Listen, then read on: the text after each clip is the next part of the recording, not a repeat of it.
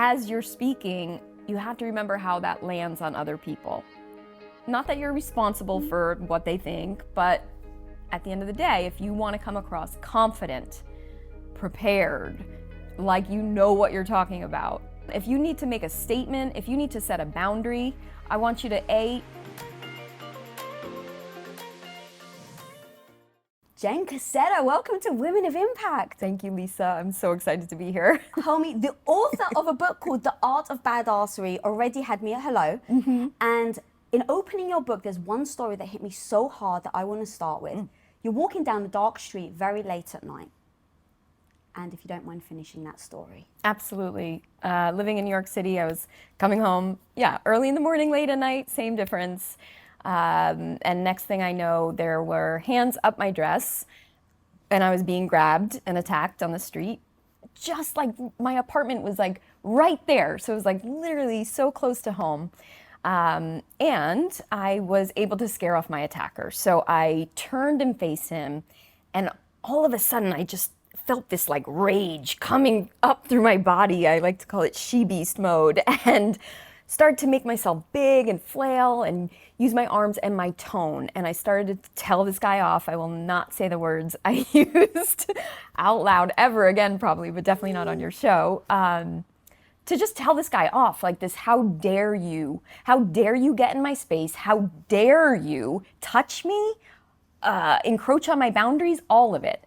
And I remember his face going from like to, oh damn, I just messed with the wrong bitch, right? So he took off running in the opposite direction, and I remember I had on stilettos that night, and I just started like booking it after him, which, by the way, is not what I recommend to do, right? In a safety situation, always get away.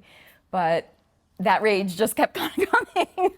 Dude, okay, so I want to pause there. Yeah. You're my height, so we're 5'1", and when I read that story, that here you are, one moment of that can dictate the rest of your life. That one moment that we can sit here and giggle, and you'd be like, I freaking swore so much, I chased him down this with my stilettos. But there's a different story that could have existed there. And the fact that you stood up for yourself, you used your voice, and you held your ground is so damn powerful. And whether someone's trying to stand their ground to someone who's physically abusing them, whether it's an overbearing parent and you want to stand your ground, whether it's a manipulative partner who may be gaslighting you and you need to stand your ground, the tactics that you teach in your book, The Art of Badassery, is so powerful for anyone that wants to have a voice and stand their ground, so they no longer get pushed around, they no longer get emotionally or physically abused. And so today, girl, I want to go from, and how you break it out in your book is from white belt to black belt. Yes. So today you're going to take us through all the belt stages that we're going to cultivate our skills as the warrior, like you call it. And so by the end, the hope is that everybody watching has the ability to stand up for themselves no matter what that situation is. Absolutely. And Women of Impact is the dojo. Yes. So, we're in the dojo right now. Yes. So, okay, everyone's listening. They're like, all right, I'm in. I want to like get the black belt in standing up for myself. Step one is embrace the suck. Okay. Right? Life is not one long, smooth ride. We all know that. Things that suck are bound to happen. So the sooner that we can just accept that as fact, right? Things that suck are going to happen. Even if they haven't yet, they're going to, I'm sorry to say, right? And just that gives us the power to move on to creating the life that we really want to live.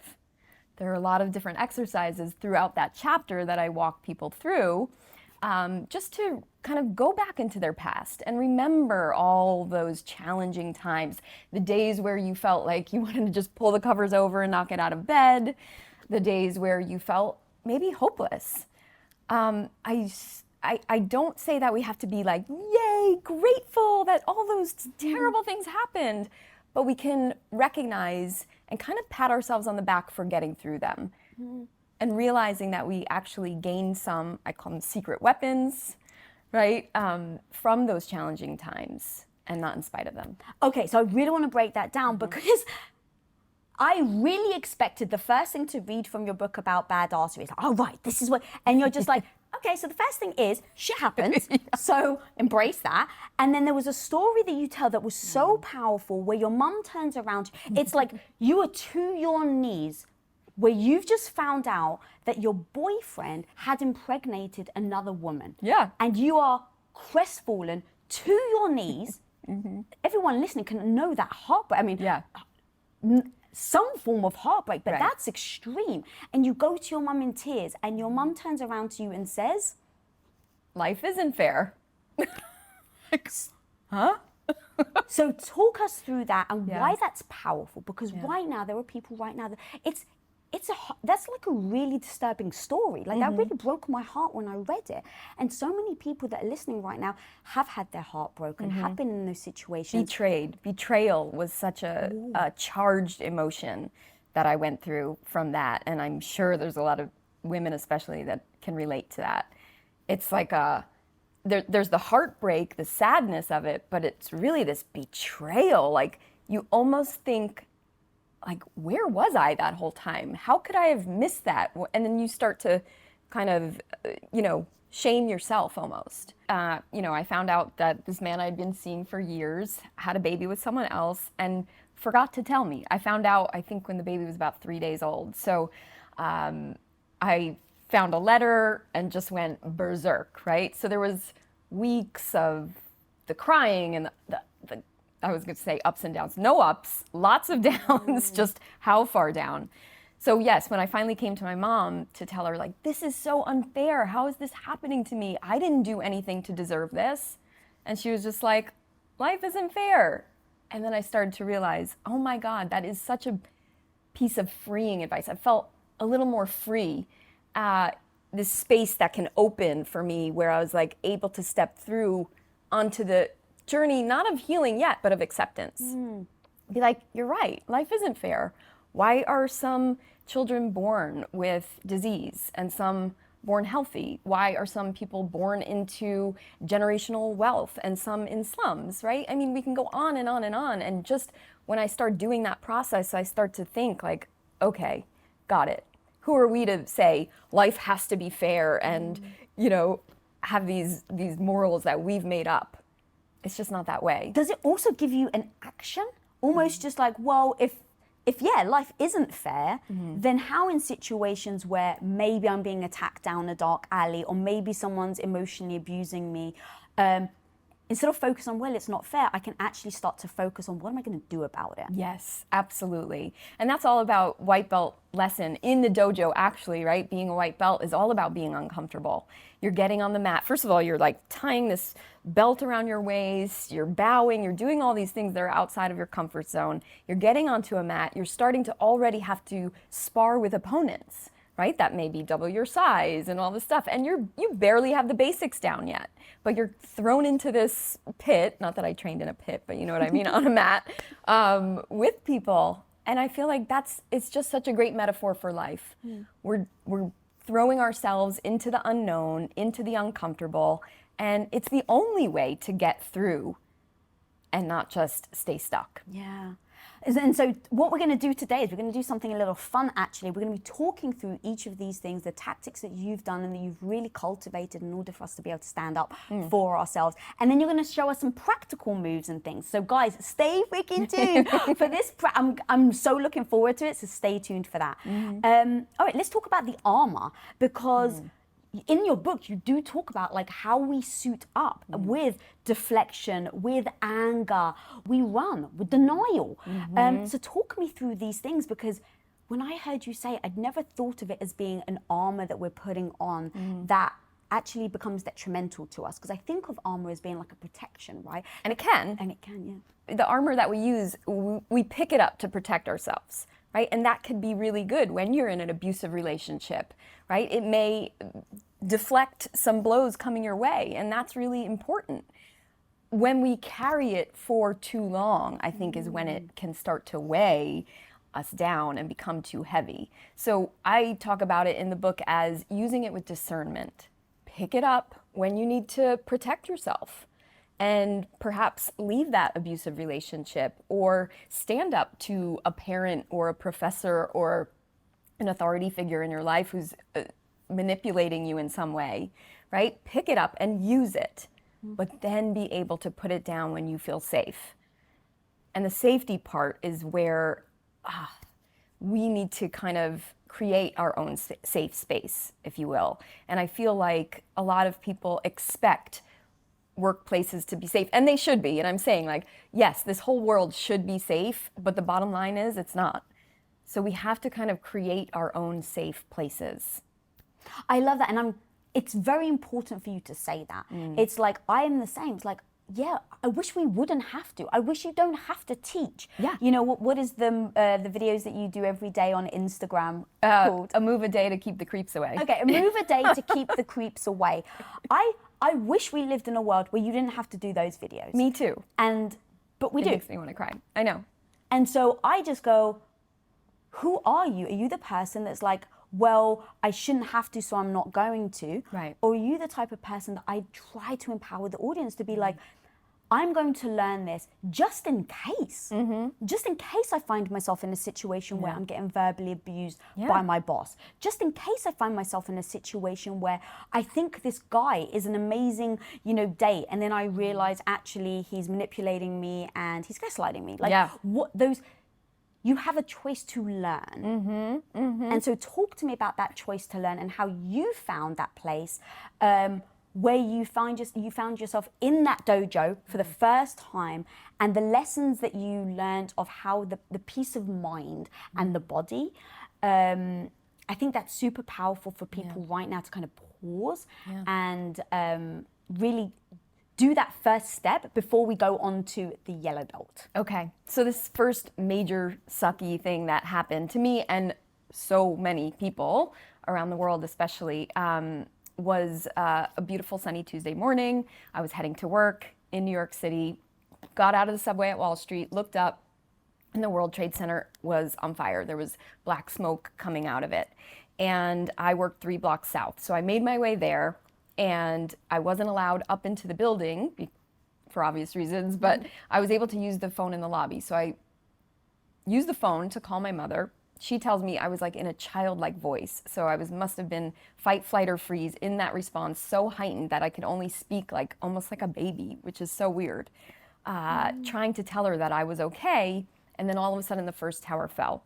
So a swarm of people come rushing into the lobby. I get thrown into this utility closet with a bunch of strangers, and for the first time in my life, I really felt like I was gonna die. So from here down, I just remember being frozen. So really that freeze response took over my body. So now, obviously, I can relate to so many women who have now experienced that freeze response for so many other reasons. A woman came over to me and grabbed me by the shoulders and shook me and asked me my name. I was able to take a breath, right, which forced me kind of out of that freeze mode. So I said, Jennifer, I'm Nancy, and the two of us were going to get out of here today. And sure enough, we were evacuated from that building, and Nancy and I ran, through the soot, covered in ash, from building to building to building for hours looking for safety. The second tower fell, we were kicked out of another building, and finally I took Nancy to the dojo, the martial arts studio I had been training at for the previous year. And for all of a sudden, like the first time that day, I started to be able to regulate my breathing. So I was down-regulating my nervous system, right? Starting to breathe more deeply, starting to watch the TV to understand what was happening in the world, drinking water, washing the soot off my body. I felt safe, and this dojo became this refuge for me that I wanted to go to all the time. So to wrap up that story, Nancy took off. I never saw her again, and Nancy, if you're out there, I'm still looking for you all these days because she truly was like my guardian angel.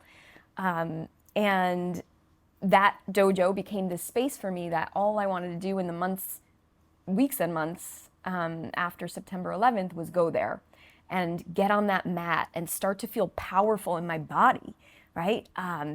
So we're doing all these moves, learning these life-saving skills. I'm punching, I'm kicking for the first time. Like, it just felt so good and empowering.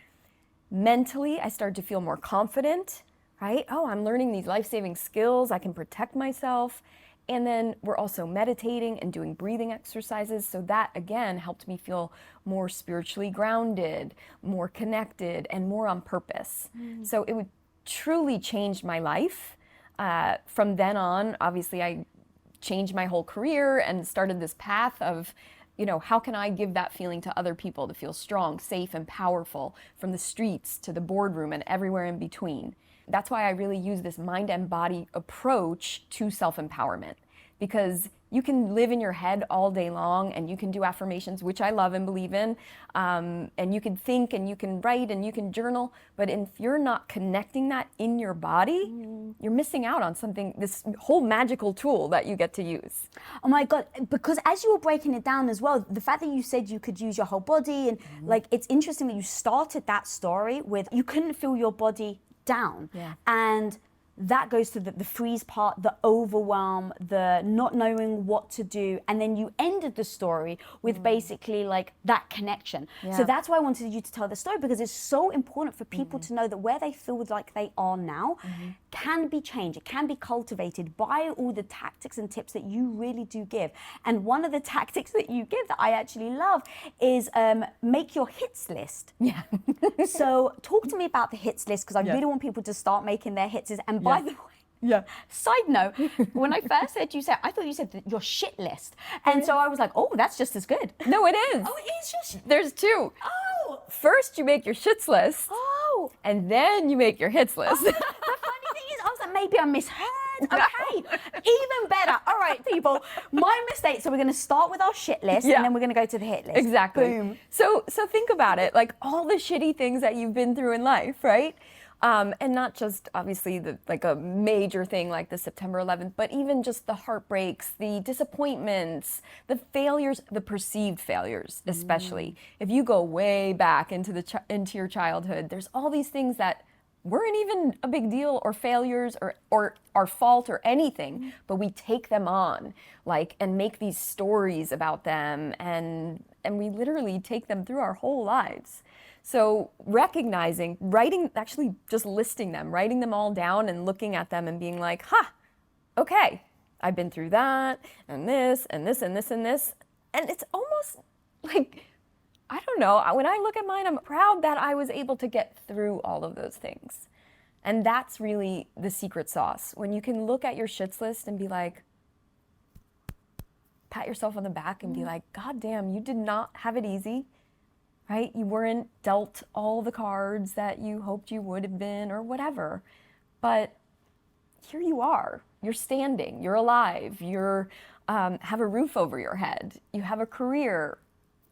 Right? Just like fill in the blanks. And I just start to feel like really grateful for that every time. That's beautiful, but did you ever get triggered by any of that shit list? Because I know some people, you just hold on to your past, and sometimes the wound may be too hard. Yeah. And so in writing it down, if you feel badly about yourself, you may not see it as, oh my God, I came through it. Like, I'm still struggling with this, or it's hard for me to even write this down. What do you suggest with people like that? Yes. Because I'm with you on, you have to identify it first. If you don't identify, how can you get past it? Right. But I have such tremendous empathy for people where right now you can't even acknowledge it because it's so bad. So the key is, when you're looking back at your past, there's this exercise that I learned through my NLP, neuro-linguistic programming training, where you can guide someone to look back, almost like they're looking back at their timeline, but you visualize it as you're floating above your timeline. And you get to look back into your past, and you can do it with me right now if you'd like. Oh yeah, let's do it. Okay. Let's do it all the time. You can close your eyes, take a big deep breath to get centered.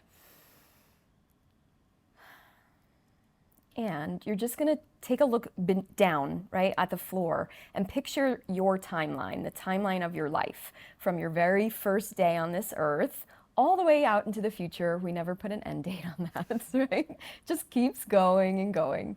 And you're just gonna float above your timeline, like way, way, way above it, okay? And you're just floating, and now you're just gonna look back at the past. And you're looking down at the past, so you never let yourself get sucked down into it. You just stay floating right above it. And if you want to make it even further, if there are things that are painful that you start to feel are dragging you down, turn it into a movie that you're watching, and then turn that movie into black and white, right? So it's this really old movie that you're watching, and even if it was yesterday, you could still make it part of your past, because it is. And just, pick out those times in your life where you were, like I said before, on the floor, on the knees, in your bathroom, right? I've been there, on the bathroom floor, with the sheets over your head in bed, not wanting to get out, not understanding how you're going to make it through this time.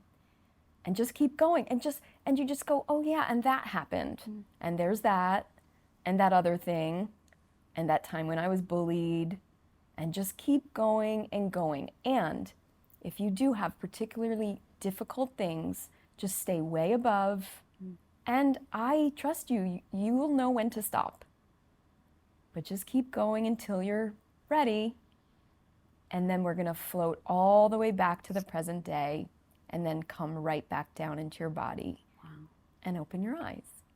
And then, or now, you can write all of those things down as just facts. That's all they are. They're facts in history that happened. Because the next exercise is, before we get to the hits list, is to look at those times and say, what did I gain from them? Again, not as a woo-woo, I'm so happy that these things happened. No, that's not what I'm saying. Just pull out your secret weapons. I know for myself, in 2016, I lost my father. If everyone that knows him knows I had such an amazing relationship with him. So when we lost him to cancer, we found out day 1, and by day 7, he was gone. He was hiking and moving and drinking his green tea and meditating twice a day and doing all the right things. So when someone like that goes, it's just kind of like a shock, and also, again, not fair. But the thing is, as shitty as that was, you know, does it still suck that my dad died? Absolutely. Was it fair? No. Whatever that means. But I can look back and say, hey, what did I gain? Well, I gained some empathy. Because before that, I didn't know what it felt like to lose a parent. And now I do.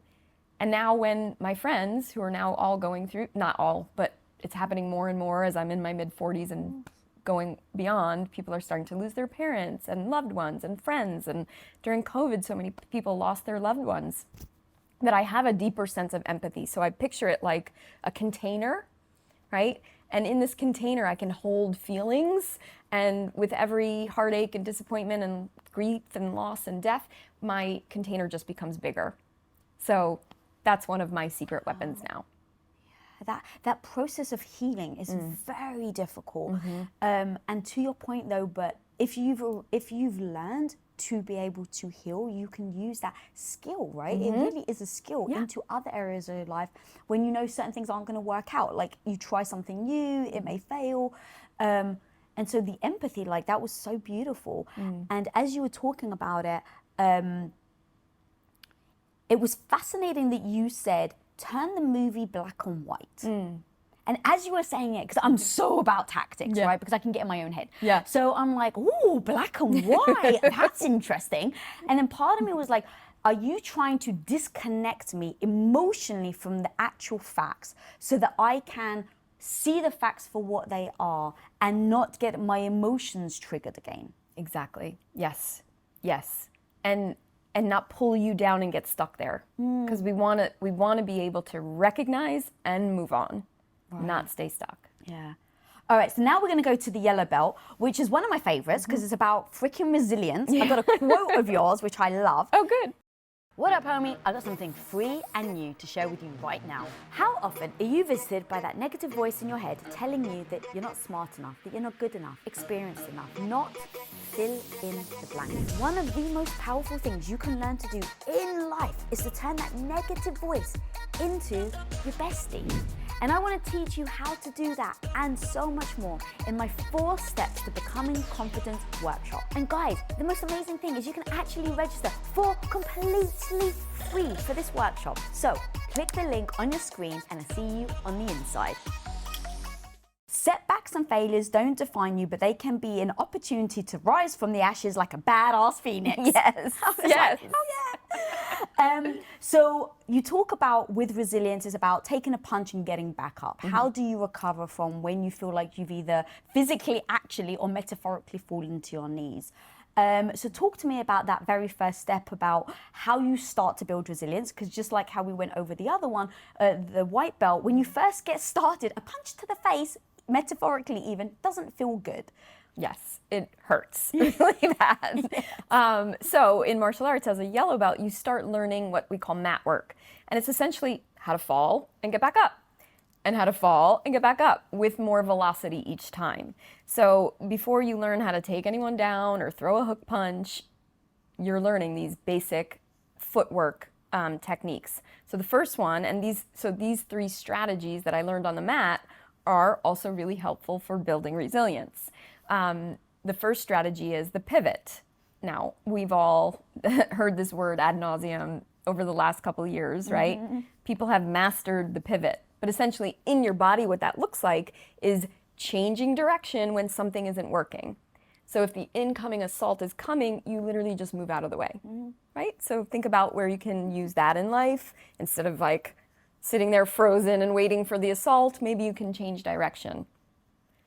Second one is rolling with the punches. And I particularly like this one because it's fun when we do it on the mat.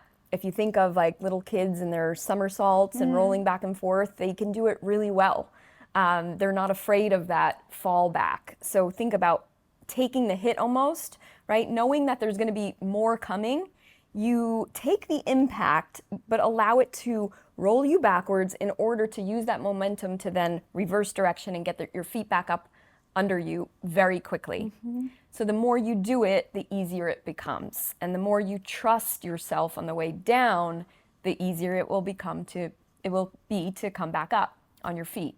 And in life, that translates to, surrounding yourself with people that have been there, done that, right? Anytime I'm going through like a major challenge, I want to find people that have been through that exact challenge.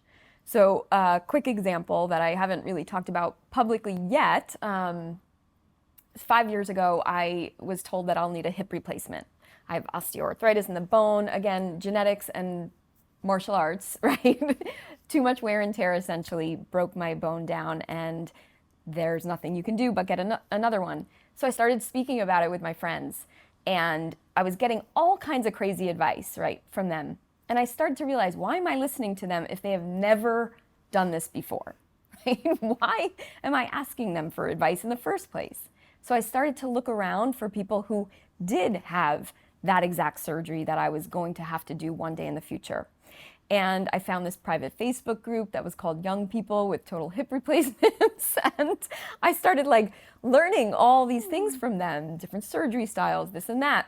So long story short, 7 weeks ago, I had my hip replaced. Here I am, things are going really well, but I leaned on people that had been there before. I was on the phone, I was emailing them, I was reaching out to strangers on Instagram that I learned about that had this surgery. I even picked my surgeon from someone on Instagram that I follow and respect. So again, whatever you're going through in life, find people in those shoes that have walked a mile in those shoes already and lean on them. Oh my God, I love that so much, because as you were saying, how many of us will listen to a family member that is telling us like, don't go after that job or don't date that person, and yet they have no expertise in that area at all. Right. But because we're close to people, we take what they say and we do internalize it. We don't necessarily judge to see like, oh, are they expert in this area or not? And to your point where you were listening to your friends, it can become very overwhelming. All right, so I've heard you give a breakdown of 5 things to do for your ultimate comeback. So I would love to go through them. Awesome. So number 1, give yourself grace. Why is that the important thing to start with? Well, I just like melt when I hear that word grace. There's something about that word. It just gives me this feeling of peace. And I think that's something that we all need to gift to ourselves first and foremost. People in your life might be saying like, "Ugh, you're still crying about that? Get over it already." Or just pick yourself back up and get back on your feet and get on with your life. And it's like, hang on a second. I get to have these feelings. I get to feel them. And if I don't, right, if I'm just burying them and putting my head in the sand or drowning myself with booze or drugs or food or overworking even, right? I don't process those emotions.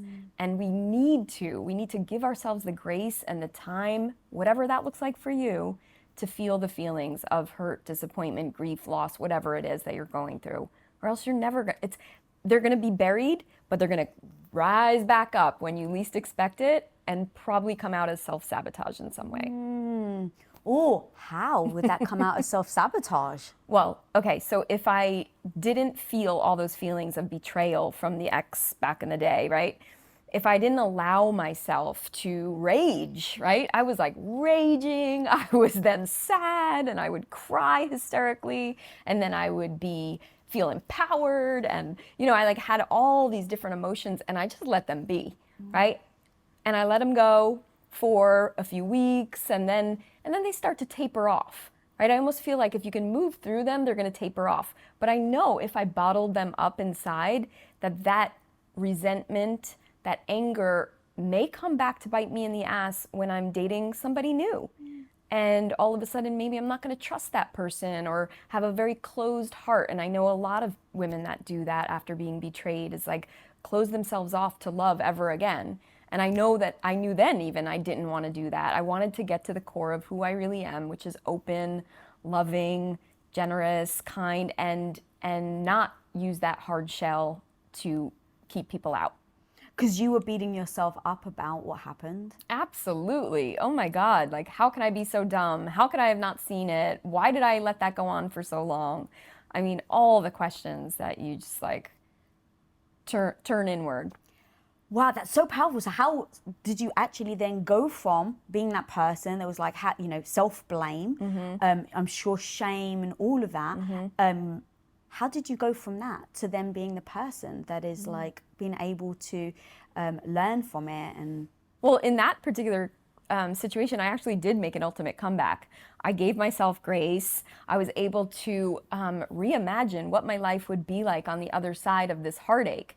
And actually, that was the year that I decided that I was going to move to California. I was going to just up and move. I took a year to do it. So it wasn't drastic. It wasn't impulsive. It was well thought out. I saved money. I gave up my apartment. I crashed on my sister's sofa just to like save up so I could do this, and left all my clients behind and came to LA a year later. So I created distance and space, which is something I teach in setting boundaries, right? 3,000 miles of distance and space from that person. But I was able to recreate this entire new life. Still who I am at my core, and probably even more and more authentic as the years went on. And I was able to love again. I actually wound up meeting my husband back then in that summer. So yeah, it's been amazing. Dude, that was amazing. So, okay, you then said you reimagine. So that's your step 2 of to ultimately be a comeback. So reimagine. So you reimagine what your life was like out of that scenario. And then number 3, you say you recreate. Yeah. So break that down for me. Like, make a plan. Recreate your life the way that you actually want it to be. So again, on the other side of the heartbreak, failure, job loss, financial hardship, whatever it is that you're going through, what is it ideally that I'd like to recreate? Not just like a so-so life, but like really like go for it. And I'm a big fan of writing. Write out a plan, step by step by step. What do you have to do to get there? And obviously that plan is going to change and weave and all that stuff, and that's okay.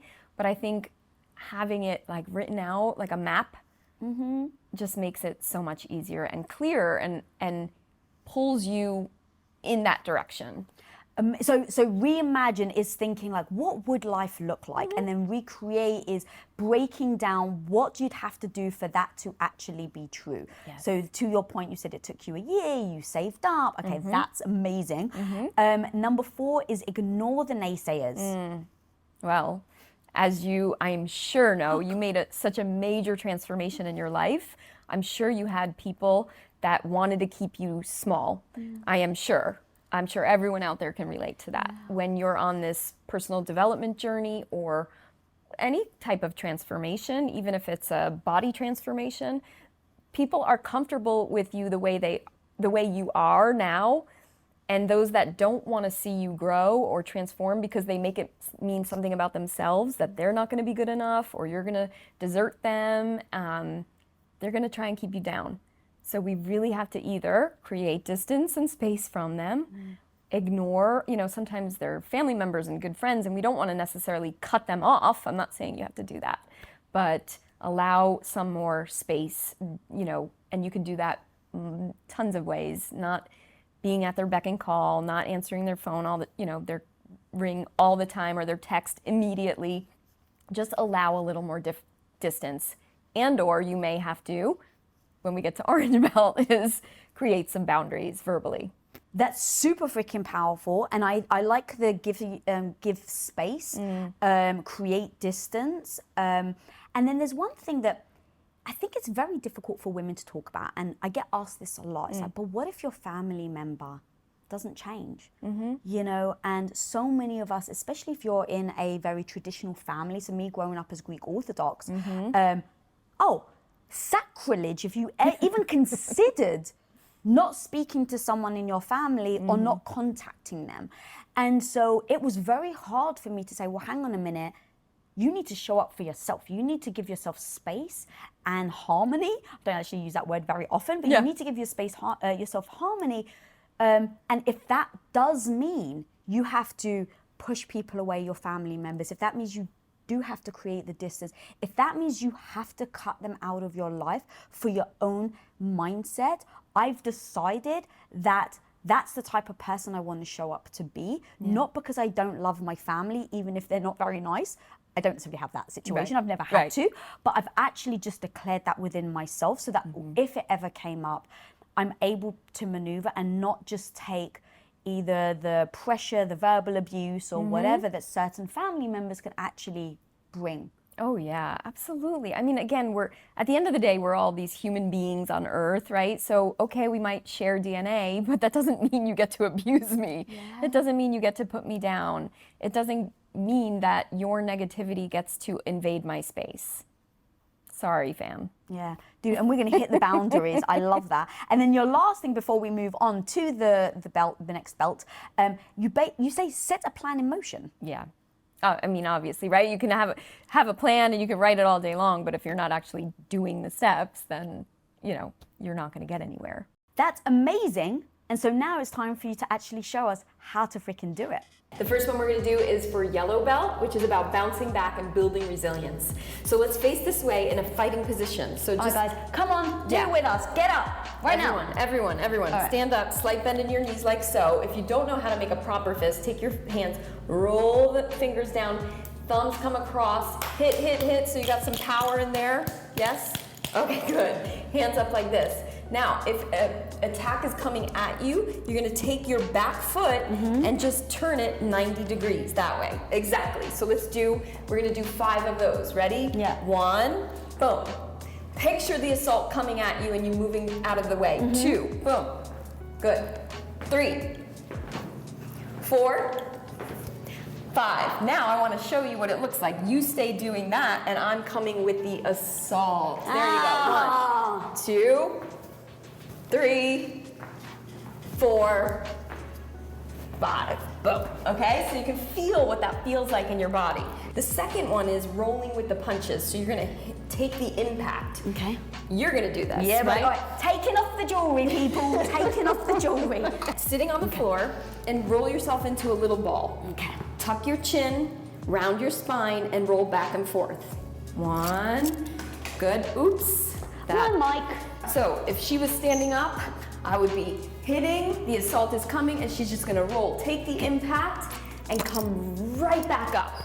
There you go. Rolling with the punches. Okay, so the third one is when life knocks you out for the count. You're on the ground, knocked out. Give me your worst knockout punch. Exactly. Now you're ready to make an ultimate comeback, people. So you need to embody what this feels like in your body. So I want you at a 0. You are burned out, taken out, defeated, deflated. And now you need to recreate, reimagine, make a plan, start to empower yourself, and just get the hell back up, people. Get up. Boom. All right, so now let's go on to the orange belt, Block the BS. Yes. Talk to me about that, homie. Let's all set boundaries together so we can block the BS. Okay, great. So look, women especially, we have special challenges that we have that not all humans can relate to, right? There are so many wonderful people out in the world. I truly believe that, and I always want to believe the best in everyone. And we know that there are some people out there that are going to encroach on your boundaries, that have boundary blockers on. They don't even understand what your boundaries are. And then people that don't care, and they're just out to manipulate, work out their old wounds by taking it out on other people. Okay, so that's what I'm talking about when I'm talking about BS. We need to set boundaries and protect our energy. So I actually visualize sometimes, and I do this with my clients and audience members. I want them to visualize like this orb around you of energy, right? And no one gets to poke holes in that orb. It's there to protect you. No one gets to, get in there unless you allow them. Okay, so that's a really important thing to remember is if they're there already, then somehow you have allowed that to be, right?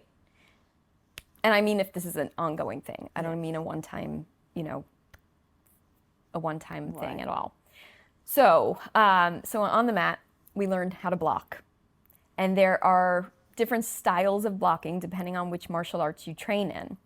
There are either hard blocks and hard styles, or soft styles and soft blocking. Okay. A hard style is this: when you have an incoming assault at you, you're gonna meet that assault or that force with an equal to or greater amount of force, right? It looks like that, like karate style, like Cobra Kai, if you will. And then you have more softer styles, so like Aikido or Kung Fu, where you almost blend with the incoming assault and redirect it either out into space or back at the person, okay? So off the mat in our lives, that can look like multiple things. First and foremost, your first option, whether it be on the street or in the boardroom, if someone is encroaching on your boundaries, can you create distance and move away? I know I've said create distance already, but this is really important. This is where it's like, okay, cross the street if you need to, if you feel like someone's following you on the street.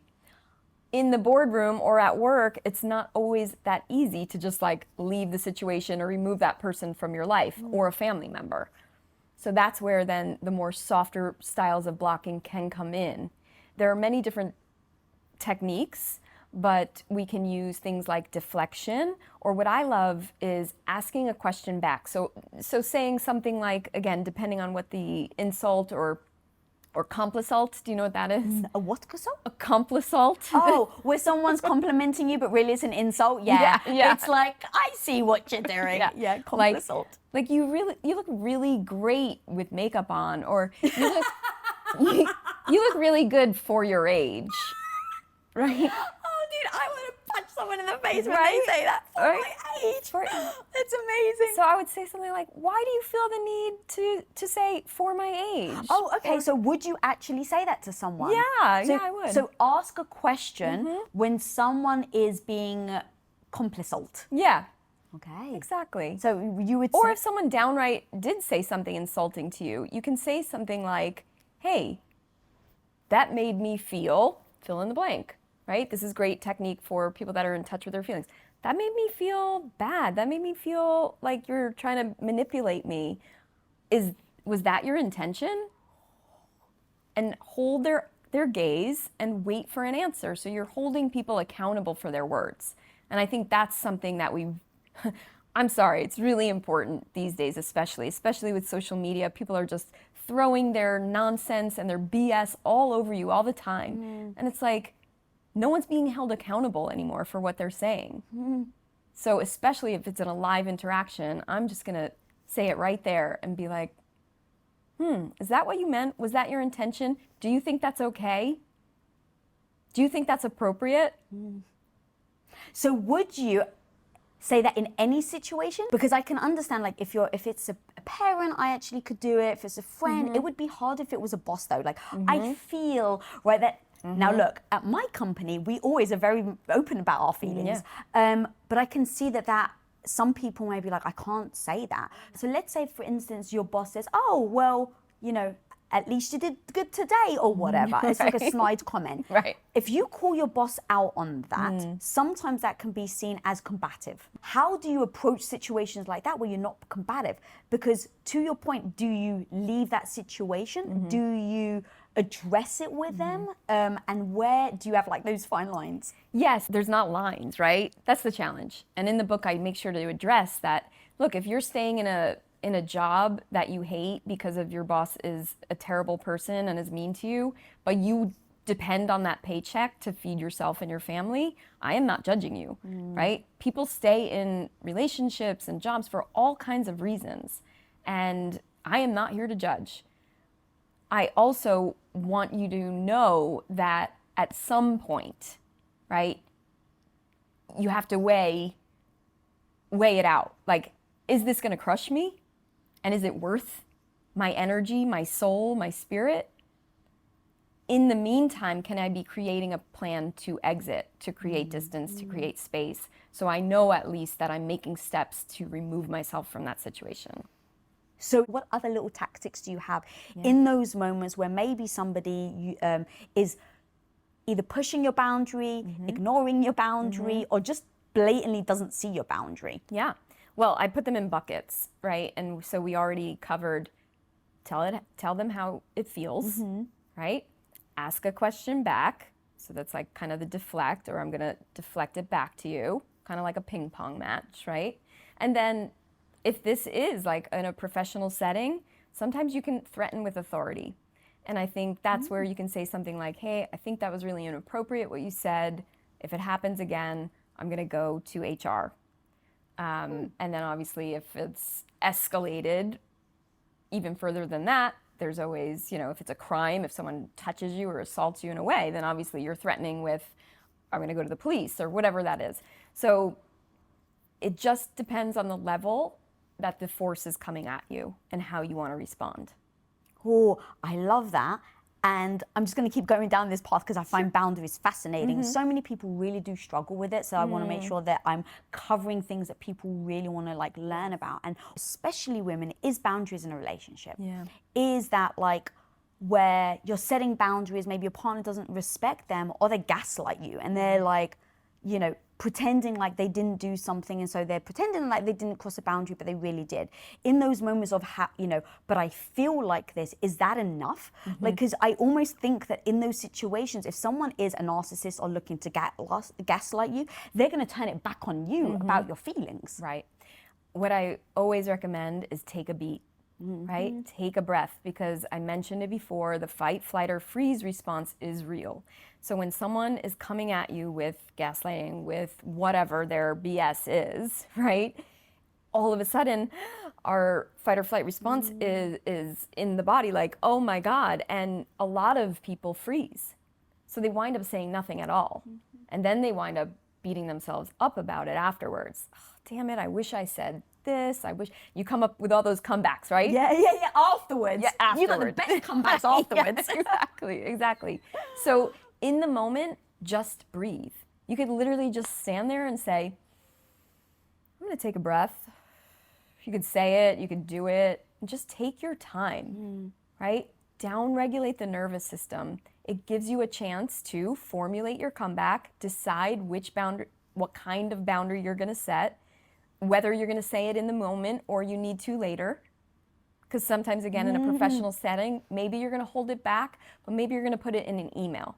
Maybe you are just going to document all the things that were said to you in an email and send it to your friend. That's another tip that I always say, like, have these things in writing, because if it ever comes to some type of trial, whatever that looks like, you want to make sure that you have proof. That's amazing, homie. And so now it's going to be time for our masterclass where you're going to show me how to actually do it. Here we are at the orange belt. We have to learn how to block the BS. So the BS is coming at you, right? And it's coming at you again. We all know how that feels. You better learn how to block. We're gonna start with the hard blocks. Sometimes they're easier. So what you're gonna do, you stay right where you are. Hard blocks are easier. Sometimes, is take your fist up like this. Exactly, but make sure it covers your head because that is coming. There you go. And then you're gonna change to the right. Good. So I'm gonna throw at you all the things, all the BS, all the and she's gonna block them. All right. Okay, ready? You're catcalled on the street. Yes. Someone tells you off. Someone tells you you're not good enough. Boom! Fuck it! Someone tells you you're not worthy. Block! Someone gives you a compliment. Definitely block! Someone touches you without consent. Definitely! Someone comments on your body.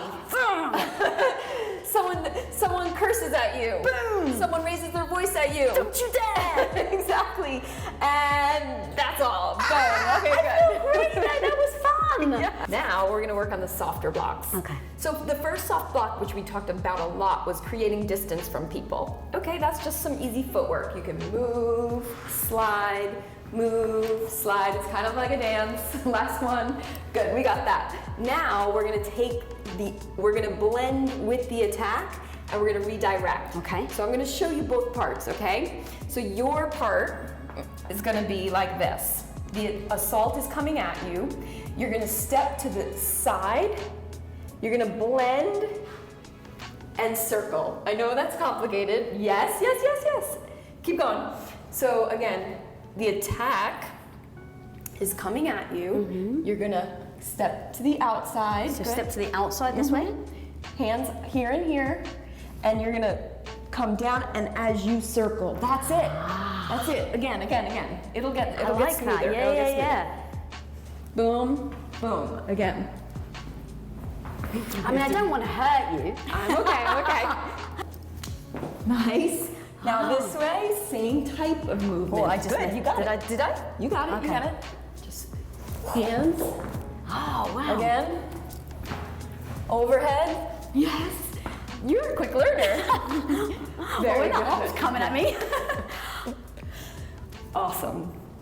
Ladies, I know sometimes you worry that you're not good enough. Trust me, nobody knows that better than me. I spent almost a freaking decade having my soul sucked out of my body, doing something that I didn't love. Finally, even though I was scared to freaking death, I decided I was going to go for it. And I've ended up building the life of my dreams, a life I couldn't have imagined because I realized that radical confidence is being afraid and doing it anyway. I wrote this book for you with 10 no BS lessons that you need to go from feeling stuck and frustrated to doing anything that you set your mind to.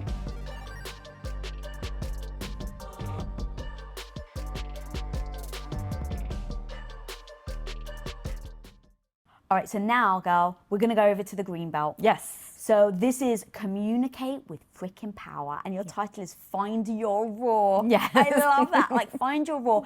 This is one of those big ones that I really want to dive into because so many of us, we want to roar, but then like we come out with a meow. Yeah.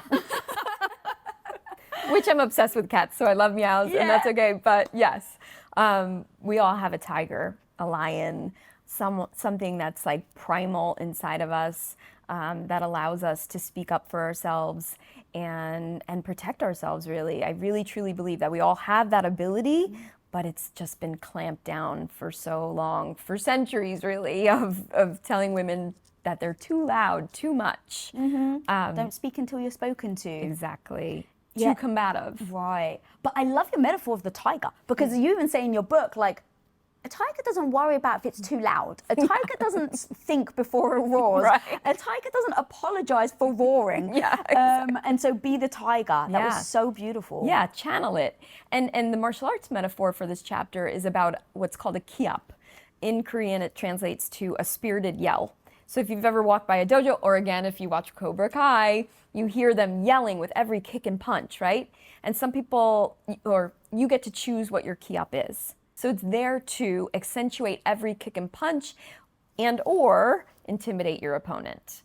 So we get to use that with our voices. And whether that be to set a boundary powerfully or ask for that promotion that you know you deserve at work, present to your client, stand up for yourself in the street or the boardroom, right? It's really important to be able to channel that powerful communication, and we do it not just verbally, but through nonverbal communication as well. Body language. All right, so let's talk about body language, and then I love how you really break down how to speak up, because that's the thing. Like, there's one thing to say, no, speak up, and then how is so powerful. So let's touch on the body language first, and then we'll go over to the how to speak up. You call it tits up? No, I got that from Midge Maisel. I know you did. I just love the analogy. I was like, oh my God, I just have to say it on the show. Because here's what I love. Yeah. We're talking about some heavy shit here, homie. Yeah. And so the thing that I do is I try to make it lighthearted so that people can remember. So here's really what I want. The next time someone's really feeling scared, not like they're meowing, but they want to roar, I want them to laugh inside and tell themselves, tits up, so that they know they can bring some lightheartedness and then walk into the room like a freaking badass. So let's talk about tits up. Yes, I mean, I speak on stages, and anytime I arrive, my palms are sweaty. I'm pacing. I'm anxious. And to me, I've just accepted that as that's normal. That means I'm excited, right? I'm excited to go out there and do this thing and hopefully make a difference, right? So I just accept that the anxiousness is part of it. And then I go, tits up. And all of a sudden I kind of laugh and say, look, this should be fun, right? Why does everything have to be so serious? But obviously that translates to great posture and body language. And by now I'm sure you and all your audience has seen Amy Cuddy's TED Talk on power posing and using this strong body language with shoulders back, head held high, and how that increases testosterone and decreases cortisol or the stress hormone. So, I mean, that's pretty powerful stuff. And regardless, I know there's haters out there that say that's not true. It works for me. So, whether I'm in an alley and feeling a little nervous or walking to my car in a dark parking garage and feeling like, ugh, I always feel fear. But it's okay, because then all of a sudden I move through the fear with powerful body language and I start to feel more confident. And I think especially living in short bodies, it's really powerful. And you said it when we met, and I thought the same about you, but anywhere I go where someone has only seen me on Zoom or heard me speak, they're like, oh my God, I thought you were much taller, right? Yes. And I'm like, no, I'm in this 5'1 3/4" body. And it's just because I come across as confident. So people think I'm bigger. Isn't that so strange? It's amazing. Yeah. So let's actually go into that and how you break down having your voice and speaking up to your point of you don't even have to see me because I am perceived as being strong and confident by the way I talk. And so let's go into what you've done and what you understand about how to speak up that allows people to go, oh, she's a freaking badass, I ain't gonna mess with her. Right. So your number one about speaking up is your volume. Yes, so you can play with all these things, and I really recommend that. What I think happens a lot, especially with younger women, is they take on the speaking styles of either their friends or their family, and they never really check in to say, hey, is that how I want to come across? Is that how I want to be perceived? And so there are a couple of different speech patterns that I just warn folks about. Okay, warning. Warning, not saying that this is wrong. Again, just check in. Is it something that you want, that you're doing with discernment? Like you're taking on and saying, hey, I really want to speak this way. And really the one I'm just going to say is up talk.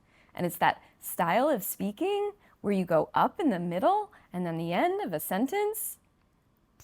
As you're speaking, you have to remember how that lands on other people. Not that you're responsible for what they think, but at the end of the day, if you want to come across confident, prepared, like you know what you're talking about, right? You want to take your tone a little lower and get rid of that up talk. We only use it naturally at the end of a question. So, hey Lisa, what time is it? Is natural. But if we're constantly using that inflection, it always sounds like we're questioning ourselves and what we're saying. Okay, so go down. Go down. If you need to make a statement, if you need to set a boundary, I want you to take your inflection down at the end of the sentence and even your tone, right? Drop your tone a little bit lower. I love when I can really focus on speaking from my belly. Right? Again, it's part of that key-up that was trained into me over years and years and years. But when I'm in my belly talking, it feels grounded, it feels steady, right? Like I mean business. Yeah. You covered inflection, volume. Volume you can play with. So it's natural to, rise in volume when you're excited about something, great, do that. It's also okay to raise your volume when you want to set a powerful boundary. And I think a lot of people shy away from volume, and there are many reasons for that. Either they don't feel comfortable using their voice. Again, maybe they were told, you're too loud, you're too much, or whatever it is. It's okay, use that volume. You can also lower the volume when you want people to lean in and really listen to you. So again, playing with the volume is really important. I love that. And then knowing when to, though, right? Knowing and then how you come across, because there are things that you, like in your head, you feel like you sound a certain way, and then other people just like offended. Like that happens to me a lot, where I'm like, wow, I was just passionate. You thought I was being aggressive? But look. But what do you do with that? But if someone perceives it as, going back to something we spoke about earlier, like you can live in a world that is or the way the world should be. So in a way, the world that should be, you kind of want everyone to interpret you the way you want to be interpreted. Right. But that ain't the real world. So knowing that, having that feedback is super important, and then knowing when to play with the volume and the inflection, so that you know how you're going to come across. Pace is one of them as well. So talk to me about pace. Again, pace is just the pace that you're speaking. So you can speed up when you're excited. Again, you're going to do that normally. And you can also slow down when you want something to really sink in for people. So again, playing with that and using it with discernment when you're getting your point across is really important. So do you typically, as you were saying that, I was like, okay, I'm getting my point across. I would think it would be slow, articulate, medium volume, so not too loud, not too low, and then keep having periods at the end of everything I say. If that is, if that, you're setting the tone, right? So always just remember that. You get to set the tone of your speech, and I don't mean just the speech that you're giving on stage. I mean what you're trying to get across in the moment to your boss, to your partner, whatever it is. You get to set the tone. I think what happens so often, or the mistake a lot of people make, is they're not even aware of how it lands on other people, how their communication style lands on other people. So if that's you and you don't even know how, maybe take an audit with your friends and just be like, you know, hey, can you give me some feedback on my communication style? Ask questions. If you want to grow, you're going to need to learn to take some feedback. Oh, I love that. And then also the words that we use. Yes, obviously. So words matter, right? Words outwardly matter so much. And in the book, there are some examples of just like little power draining phrases that we use on a daily basis. But what I really want to focus on is the words that we use to ourselves, right? Our inner talk. To me, this is the game changer right there. This is my never-ending journey. It's always going to be a work in progress. I'm always working on it. And I think everyone should too. If you want to grow as a person, if you want to be a black belt in badassery, you need to really be aware of the words that you're saying to yourself, and then have some skills or some tools to turn that around when it gets negative, to make sure it becomes like it's a voice that's supporting you. One of the things actually was walking by the mirror. It didn't even dawn on me. It literally didn't dawn on me that every time I walk by the mirror, I was like, oh yeah, your arse looks flat today. Or like, oh God, your hair looks terrible. Oh my God, your nose is big. And it would just be like, walking past comments though. It was just like, I would walk past the mirror. It became so habitual. I didn't even realize I was doing it. And then I had like a guest on and they mentioned it and I was like, I'm just going to take inventory. I was like, I don't think I do it. And I started taking, and I was like, oh my God, I do it all the time. So the very first thing is very important, I think, to take the inventory of what those words actually are with grace. Right, with grace. Yes. Oh, there's no need to beat yourself up about it. I think the important thing is to remember that everyone has this voice. Like I want to ask like the Dalai Lama, what is your internal voice? You know, like I want to know what his nasty voice is, because I don't think he doesn't have it. I think we all have it, and it's just a matter of recognizing it. And then in the book, I call it taking out your mental machete, right? And whacking the hell out of those weeds, right? Because all those negative thoughts are just like weeds that are growing in your mental space.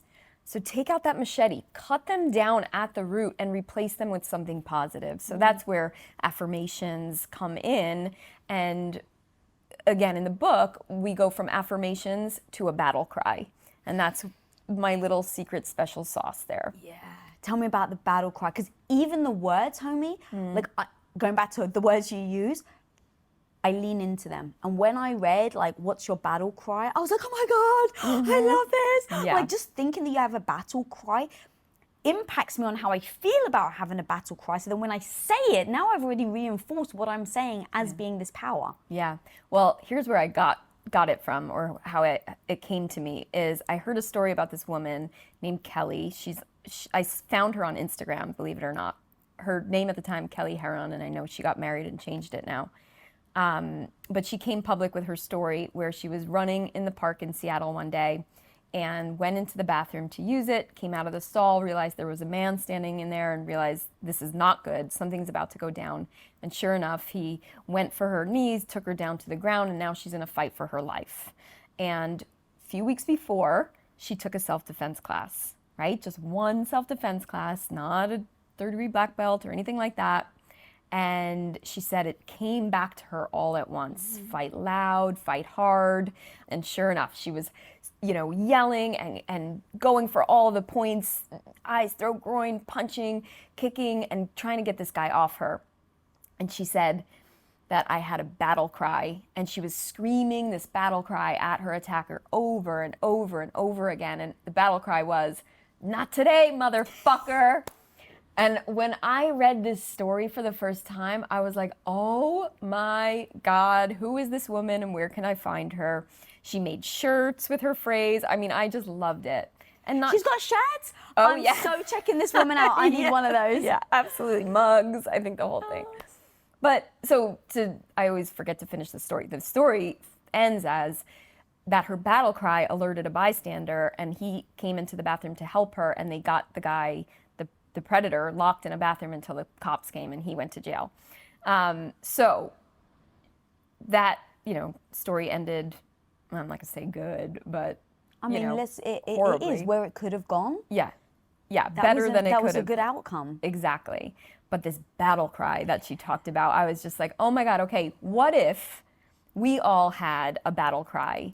Not for the creepy guy in the bathroom, because most of us won't, thankfully, hopefully, ever face that. But what about the creepy guy that lives in our head? Right? Like, he's got to go. And, so having a battle cry in the book, I just make up your top 3 or 5 affirmations and put them in a paragraph, and that is your battle cry. In a paragraph? Yeah, make it a long one. So it's not just one sentence. Because that's hard to think, one thing, I am strong, okay? But no, I am strong, I am safe, I am powerful beyond measure, I am healthy, I am wealthy, I am a badass, I am bold, I am brave, right? And I can go on and on and on, and it changes from time to time, but you see the energy that once you get on a roll and start doing those things together in a long paragraph, right? It feels like a battle cry. I am so stealing that "not today, motherfucker" for my mindset. Yeah. Every time I call her the bitch in my head. Yeah. So every time the bit is the negative voice, right? Every time she shows up, I'm just gonna say "not today, motherfucker." Exactly. I love that so much. Exactly. Because again, words matter, Yeah. and I like aggressive words. Yes. I need to be aggressive with myself. That's just me. Know thyself. So guys at home, if that's too harsh for you, obviously don't use it. Right. But that's so amazing. Yeah. And then the idea of the battle cry is, it really is strong. Do you suggest having then battle cries for outwards like she did in situation, whether it's relationships or, a family member or something like that? Because if I told my mum "not today, motherfucker," I don't know if she'd respond too well to that. Mum, Yeah. I love you, and I don't blame you for being for frowning upon me saying that to you. Right. Yes, I'm not saying have a battle cry like that for people in your life. But hey, if it helps you to write something out before you go into a difficult situation and rehearse it, then why not? Yeah, to be honest, and I was that was tongue in cheek, but I actually really meant have your own version of a battle cry when you get into those situations that have been difficult. So if being in front of your parents where they are very overbearing, have your own version of your battle cry that if they come at you and you feel like you've been disrespected, have a phrase that you can say. Yeah. I think that's so important, even if it's a polite battle cry, right? Where it's I I love you so much, but please don't ever say that to me again. Exactly. Like that's to me still a battle cry, and very powerful. Absolutely. Absolutely. Anytime you're going into battle, have it ready. Okay, I love that. All right, so we're gonna go now over to our blue belt. And this is about elevating our energy. Yeah. So you mentioned it slightly earlier about the power drains. And so I'd love to go over what are the power drains that really do take away our energy that then strips us of being able to have the confidence to really stand up for ourselves. That's kind of like, I think, why it's so powerful. Yeah. No, I'm so glad that this chapter resonates because most of my career, health coach, nutritionist, trainer, all of that stuff, being in the health and fitness and wellness world, as I'm sure you know as well, so much of the noise out there is always talking about how it affects weight or weight loss. And I'm like, Or how you look. right, exactly. And I'm like, no. This stuff is too important to just talk about that. Right? That's only one little sliver of your health. Your health has so many other factors. So in martial arts, we start to learn about Eastern philosophy and culture and the word chi, right? CHI or KI or QI, depending on which language. And, the life force energy that runs through your body. And what I want to remind people, especially women in this chapter, is that we have more control of it than we think. We're running, taking care of everybody else and everything. But if we don't stop and take like an energy audit and see how much output of energy we're giving versus the input and the self-care, sooner or later you're gonna head for burnout. Right? And I think that's what's happening now, especially over the last few years, when people are either working harder, longer hours, taking on more responsibilities.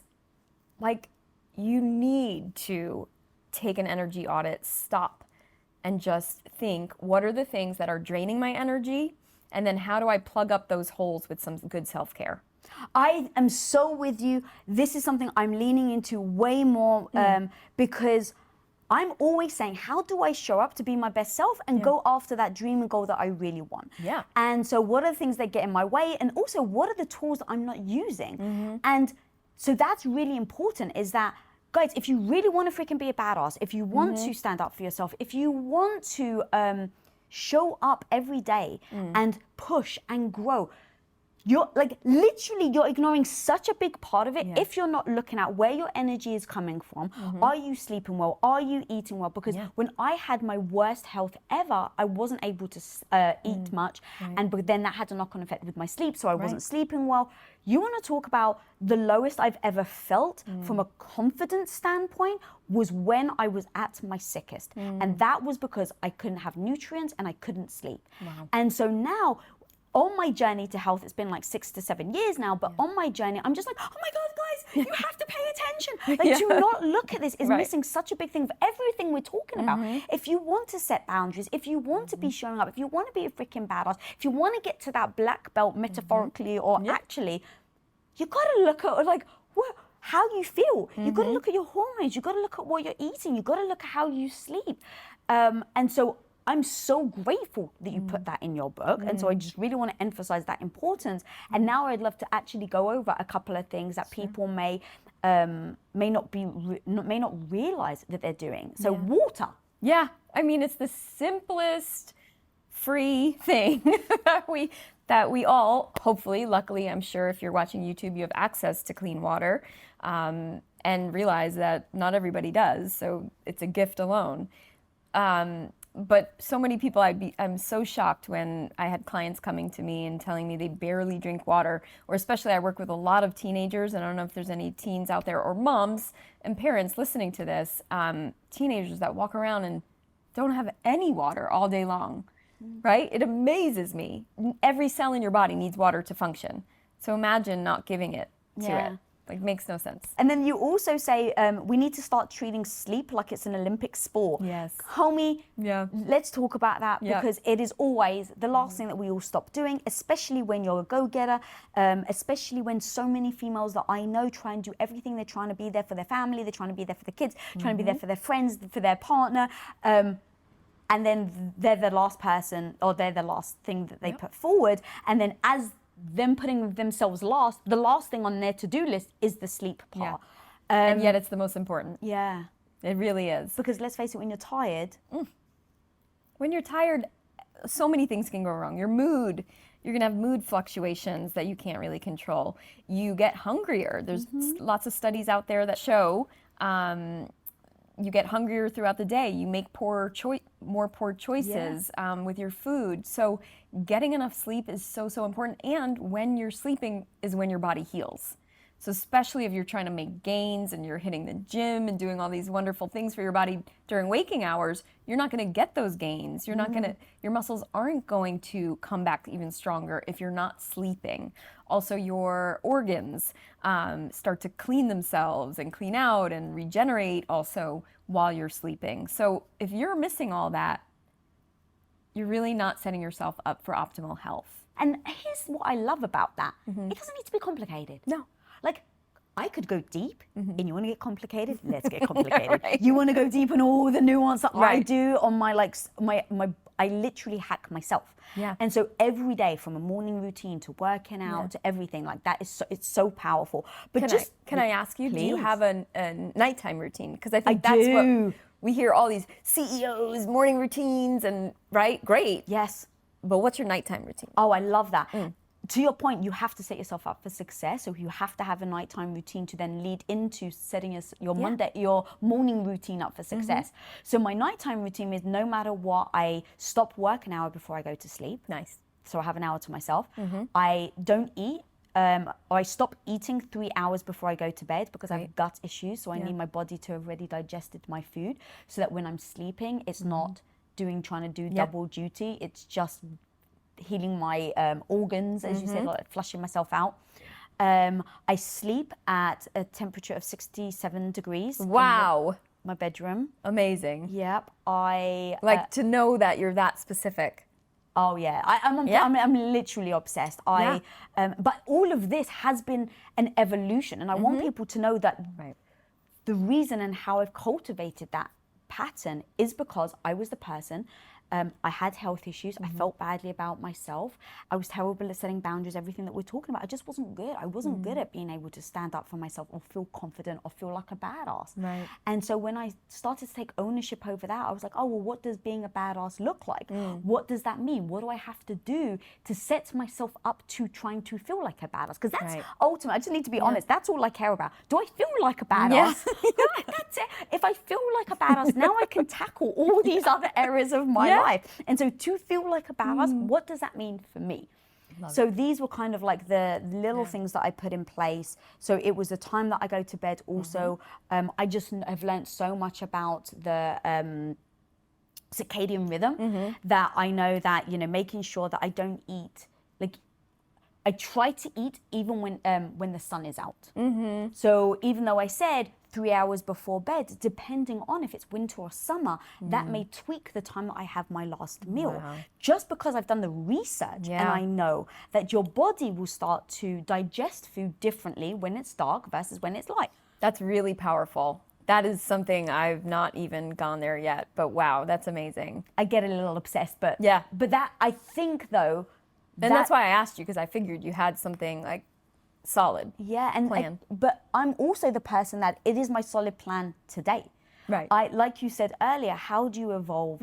How do you tweak? How do you keep improving? Because even just going back to the title of your book, like the badassery in you today, I may have to show up differently next year. I may have to show up differently in 5 years. Right. And so however that looks like, how do I use all the tools that we're talking about to tweak and maneuver so that I can keep showing up like that? I love it.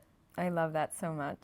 So I want to go back to though the power drains. Thank you for asking me that question. But the power drains you call the energy vampires. Yeah. That was like one of my favorites. And I was Yeah. like, tell me what an energy vampire is and what do we do about them? Oh, they're people that are just dragging you down. The energy vampires. Well, what do you do about them? I mean, going back to Orange Belt, we learn how to set boundaries around them, right? But in Blue Belt, it's more about seeking out positive people in your life. So do you have a practice of that, like actively seeking out positive people? Myself, in the last, funny enough, like how the universe plays tricks on you. In 2020, I set my word for the year was going to be community. And then we go into a pandemic and lockdown and we're all isolated. But I made it my mission anyway to join all these networking groups, right? So now I'm a member of like 3 different women in business networking groups that I absolutely love. I've made friends, I've made, business connections, all kinds of stuff. And,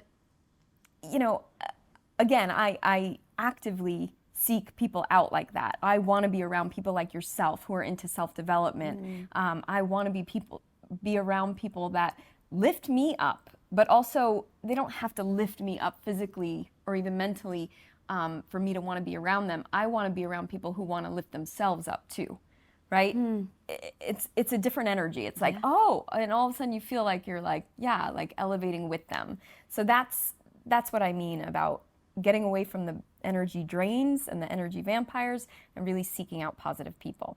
Do you start to take inventory of who's in your life? Like, where do you suggest people should start from? Because I do worry that maybe some people, and I've been the same way, I didn't realize someone was actually sucking the life out of me until you start to actually like pay attention. Okay, is this person good for me? Is that where you kind of, what you suggest? I mean, I don't do it that calculating. I'm like, tell me everything. Like I have Excel spreadsheets. This person, no, Everywhere from green, orange, and red. Yeah, no. It's more of feelings, right? I mean, little examples in my life. I could tell you that there was a person in my life for a long time, and this happens a lot with old friends from your past, and you wind up growing in different directions, right? And that's okay, and being okay with that. And I would find myself every time I met with this person coming home and kind of like complaining to my husband, right, about so-and-so. And then I was like, stop complaining about people, first of all, and do something about it. So just, again, creating distance and space over time. Nothing drastic, nothing like, I'm not going to be your friend anymore. It's more just like letting those things go over time. Yeah. I actually would get detailed. Like, I think, and a big part of it, I think for me would be because I would so tie my emotion to that person. Like, I would, but I've known them for 30 years. But it's my cousin, right? Like, there's like so many things that I know. I would trick myself into thinking of why they're not a vampire. Yeah. And so I like the idea of almost just taking inventory and kind of saying, start writing down the people in your life, and then next to it, almost like putting like how they feel. Because you even said, do they elevate you? Like even in the word, your arms, your hands, I think went up, and I was like, oh yeah, uplifting. Or the word vampire, like do they actually suck the life out of you? And so having almost this inventory of just like, oh yeah, how do I feel when I'm around them? And even if it's another way of knowing, maybe you don't know. Maybe you don't realize someone's a drain. To your point where you were going back to your husband every time and complaining, at what point, I bet you any money, your husband noticed it way before you did, right? Where it was like, all right, 8th time she's complaining. And so if you necessarily don't have a partner that can maybe highlight things like that, having that written down and just be like, I hung out with him and I actually feel really tired. I hung out with him, I feel really badly about myself. Like, I think that could be a nice little cheat sheet that now you can go, yeah, they're my cousin, I love them, but I actually feel really badly about myself every time I'm around them. So I'm going to distance myself. Oh, and most importantly, social media. Oh, right. Yes. I mean, the accounts that you follow that are in your feed and again, your power and your energy is draining after looking at their content. And look, a lot of times it's, and I'm going to say this lightly, our own fault that we feel, because we start to compare ourselves, right? And we start to feel less than because why don't I look like her? Why don't I have rock solid abs? Why don't I have a beach house in Malibu? Or whatever the thing is that you're saying to yourself and making yourself feel bad, right? You have options. Unfollow, unsubscribe, mute, delete, whatever it is.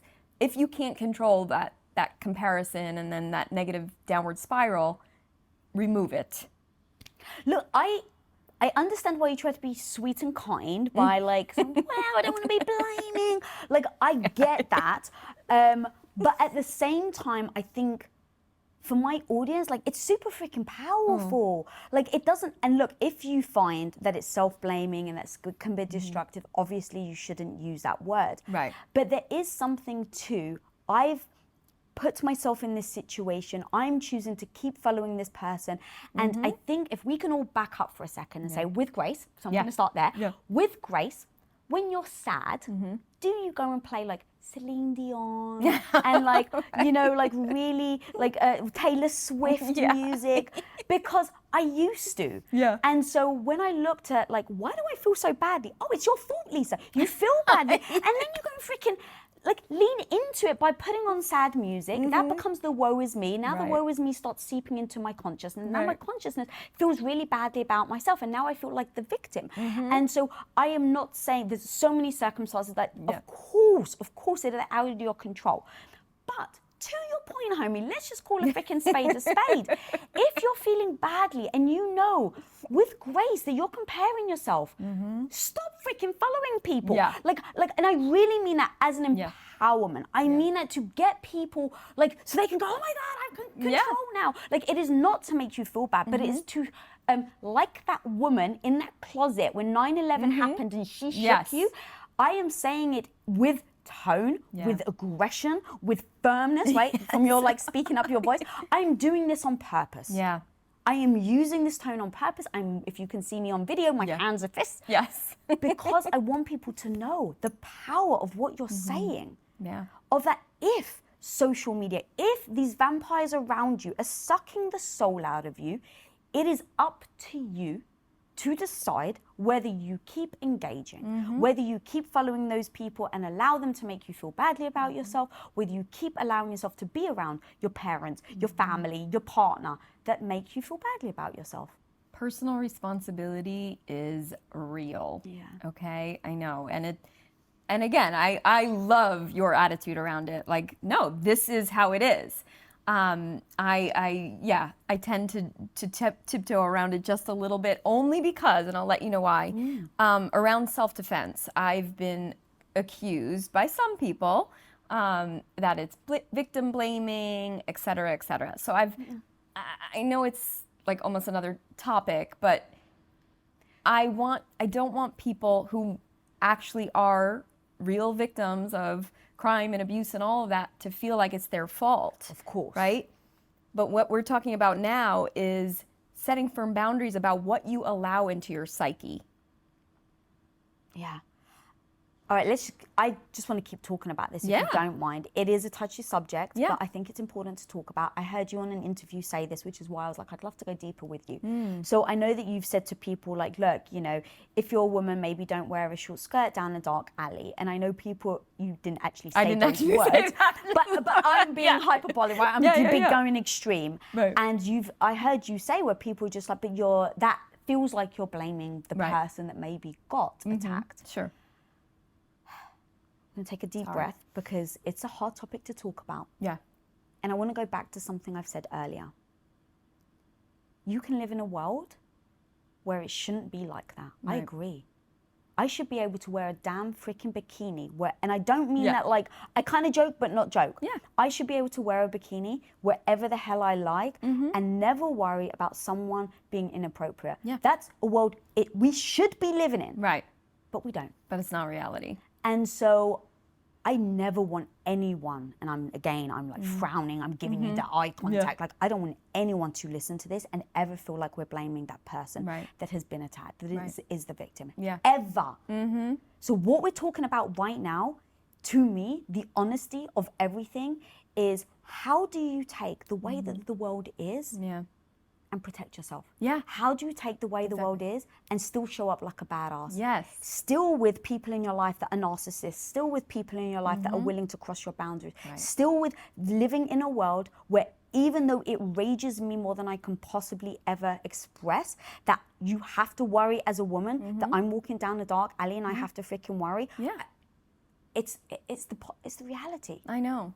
And so I want everyone to feel empowered by this discussion. That's always my freaking North Star. Yeah. And the same with you. And it's very honest with what you're talking about. And it breaks my heart that people try and shame you for talking about the things that we really do feel like is things that we need to talk about more to empower women, not to shy away from. And then God forbid, like honestly, you want to talk about something that I would be so damn proud, and sorry, I'm getting very passionate right now, that I'd be so damn proud about this episode. If someone said to me, they listened to this episode and God forbid, a month, a year down the line, they either told a friend that then saved their lives, they told their daughter that then saved their life, but that this episode, because we're willing to talk about the hard things, has actually saved someone's life. Absolutely. And that is why I do what I do.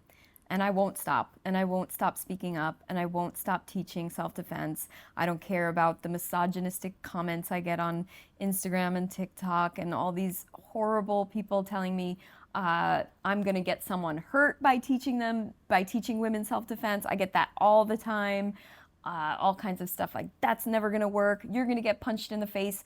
One guy even brazenly put on TikTok a couple months ago, if you tried that with me, I'd knock you out and take you down to my basement.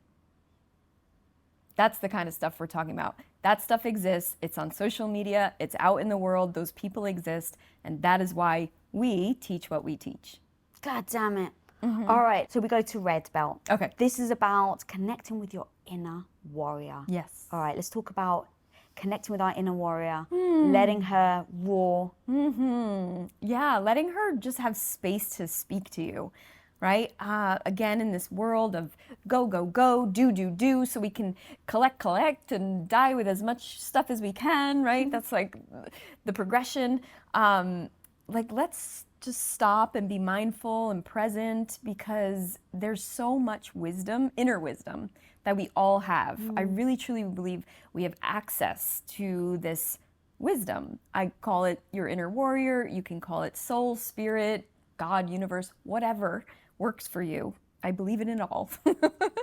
But we have to slow down almost to hear it, and then have a daily practice where we get to tune into her and really start to listen. And over time, not just listen, but to trust and trust that inner voice.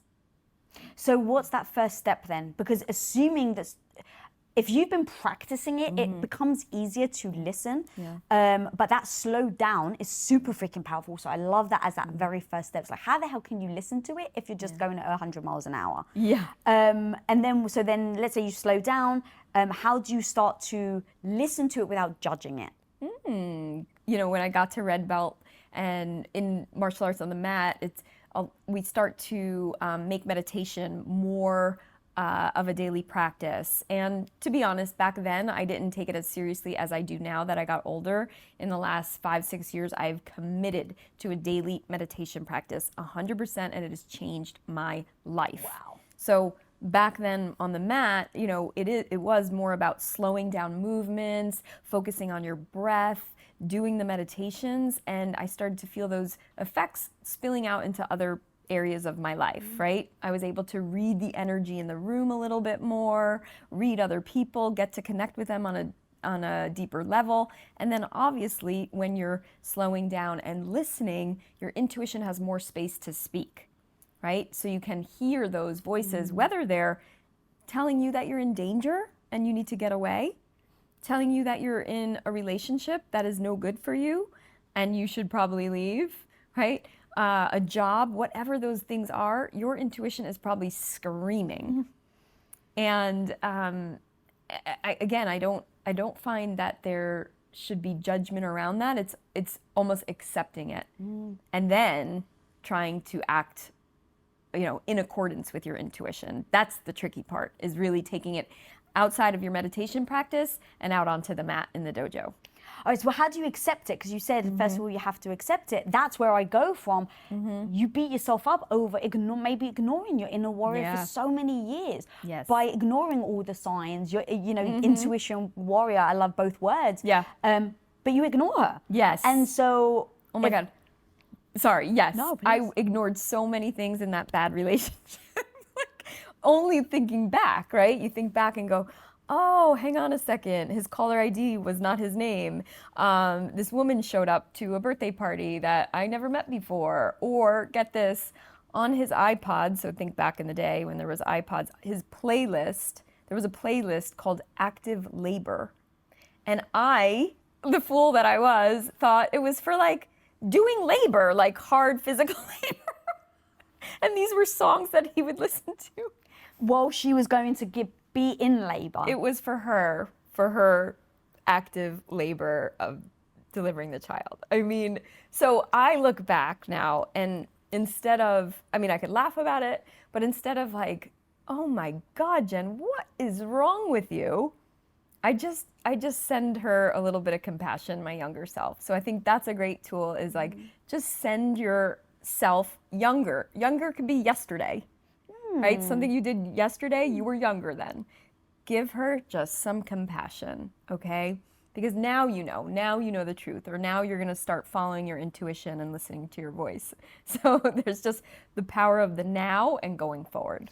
It's so amazing how you talk through it, like because you see, I mean, literally, people are watching, they can hear you laughing, but like you really seem like you're so past that, and I think that the idea that we beat ourselves up over all the signals that we've missed, like some people carry that with them for the rest of their lives. Right. And you said it earlier, it then echoes into not being able to give yourself over in another relationship forever. Yeah. And so thinking about that inner warrior, giving that inner warrior grace, saying, well, that was my younger self is such a beautiful way. And then for me, I then again take inventory and go, all right, well, I want to see your spreadsheets. it's all in here. But I'm obsessed. But literally, I would break down what are the things that my warrior was saying to me, what are the things that I told her to shut up over, and what now can I take as a lesson from that? Because that's how I'm able to overcome pain, heartache, things that have really like crestfallen me. Yeah. I always, in those moments, go, okay, Lisa, this is that moment that you can be crestfallen, or this is the moment that you can learn something. And so in this lesson, whether it's, I've never been in that situation, but I so love how you talk about it and how there doesn't seem like there's hurt and pain there. And that's the thing that is, I don't know if you realize how damn powerful that is. Wow. And so I really want people to pay attention to this inner warrior part, because the way that you show up right now and being able to talk about it, I think so many people want to get to that point where they can talk about something without that hurt and pain coming back up. Absolutely. And this was so long ago. But, there have been times in the last 5-6 years also where I've had some serious challenges. And again, I have to be kind and give myself the grace and really just tap in. My meditation is that space for me. It is a time of day in the morning, right? First thing in the morning, where I literally, it feels like I'm home, right? And I know that I can always come home no matter what I'm going through, or no matter what happened, or the disappointments in life. Like, I just go there, and I've created this space, this 20 minutes of my morning where it's blissful almost.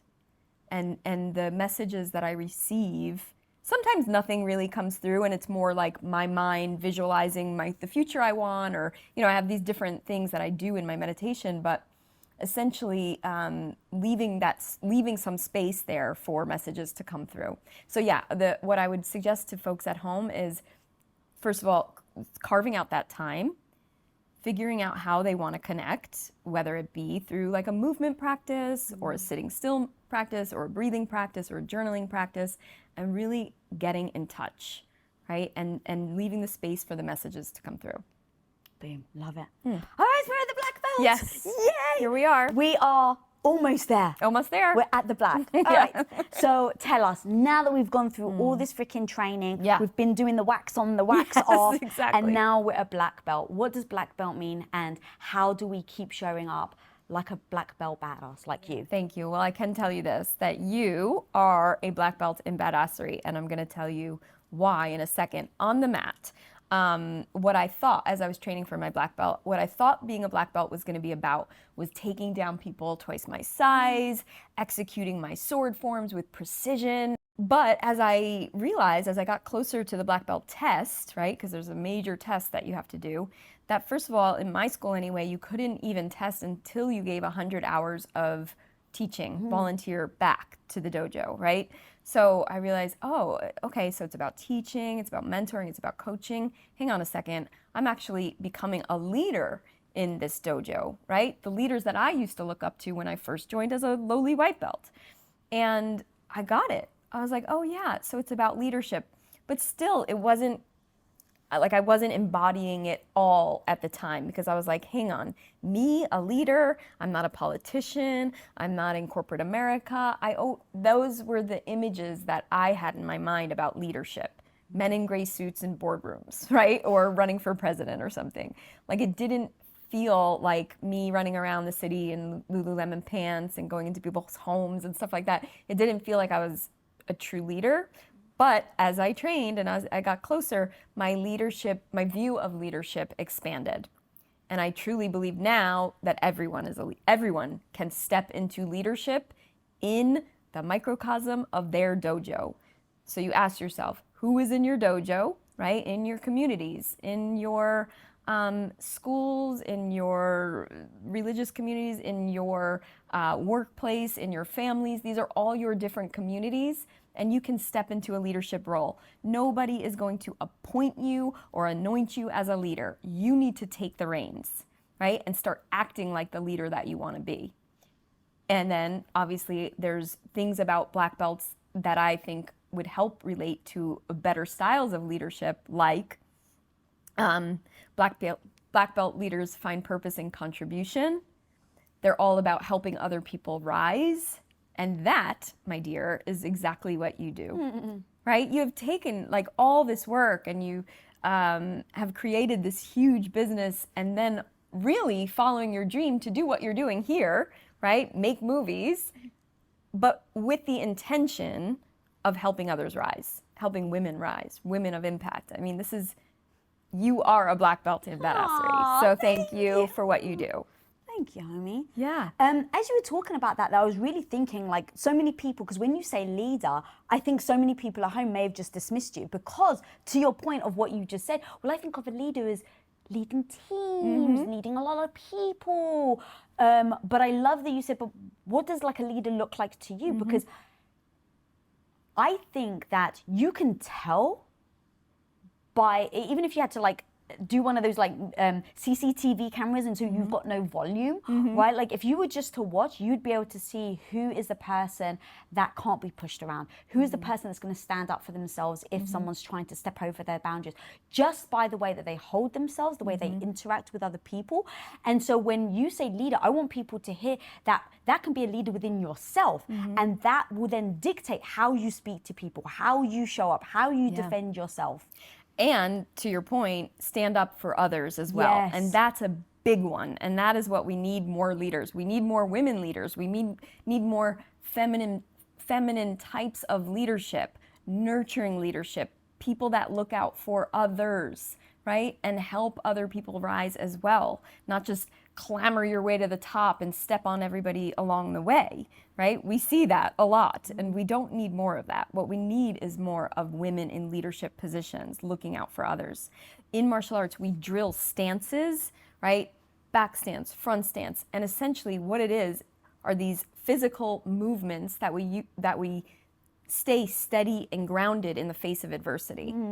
So in life, right, taking a stance on an issue, on a cause, for your community, for other people in your life, is the best way to show and act as a leader in your community.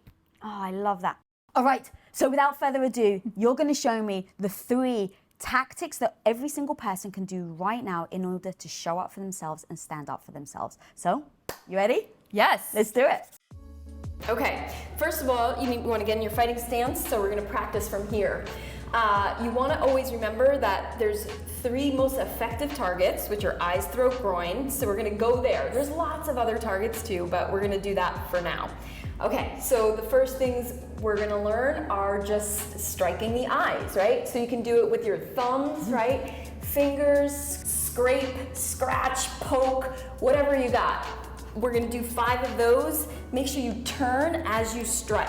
Okay? Would you shout anything while you're doing it? Hell yeah. Go on. Sometimes I like to just shout what I'm doing. So eyes, gouge, no, right? Just something that comes out of your mouth, or no, no, no, over and Not over today, again. motherfucker! Exactly. Ready? 1, 2, 3, 4, 5. Good. Next, let's do some elbows. So we're going to do 2 elbows together. We're going to come up with the left and across with the right.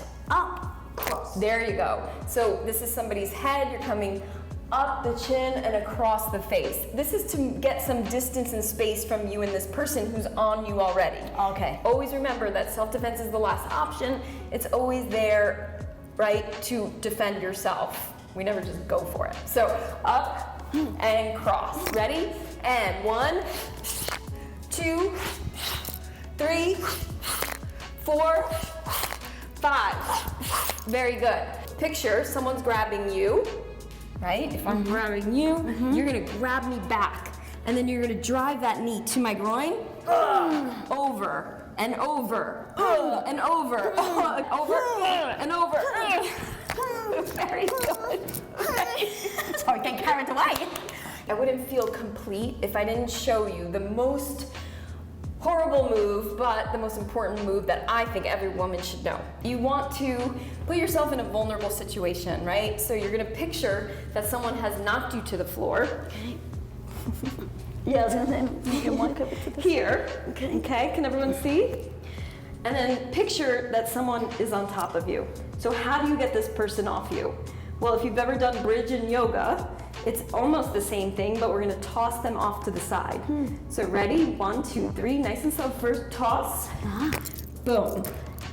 Right, or go that, we'll both go that way now.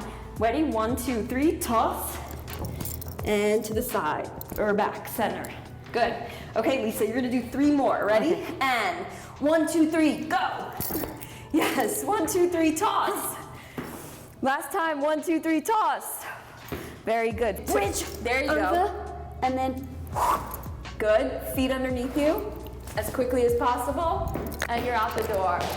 and that is the art of badassery. It sure is.